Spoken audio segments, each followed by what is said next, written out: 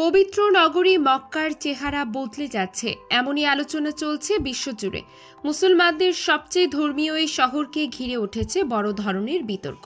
কারণ সৌদি যুবরাজ মোহাম্মদ বিন সালমান ঘোষণা করেছেন একটি বিশাল উন্নয়ন প্রকল্প, যার নাম কিং সালমান গেট প্রজেক্ট। এই প্রকল্পের মাধ্যমে কাবা শরীফের চারদিকে তৈরি করা হবে আকাশ ছোঁয়ার স্বর্ণালী টাওয়ার, বিলাসবহুল হোটেল, আধুনিক শপিং কমপ্লেক্স এবং উন্নত সুবিধাসমূহ। সরকারি ঘোষণার পরপরই প্রকল্পের প্রচারণামূলক ভিডিও প্রকাশ করা হয়, কিন্তু সেই ভিডিওতেই দেখা যায় কাবার খুব কাছেই দাঁড়িয়ে বিশাল স্বর্ণ রঙের উঁচু ভবন, ঝলমলে আলোকসজ্জা এবং কৃত্রিম কম্পিউটার গ্রাফিক্স। আর এতেই সামাজিক যোগাযোগ মাধ্যমে শুরু হয় ব্যাপক বিতর্ক। অনেকে বলছেন এ ধরনের উঁচু ভবন মক্কার আধ্যাত্মিক পরিবেশ নষ্ট করবে, আবার কেউ কেউ মনে করছেন এটি যাত্রীদের জন্য সুবিধা ও আধুনিকতার নতুন দরজা খুলে দেবে। পুরো প্রকল্পের আয়তন হবে প্রায় 12 মিলিয়ন বর্গমিটার। বলা হচ্ছে এটি সম্পূর্ণ হলে হজ ও উমরা করতে আসা মুসলিমদের জন্য অবকাঠামোর সুবিধা বহুগুণ বাড়বে।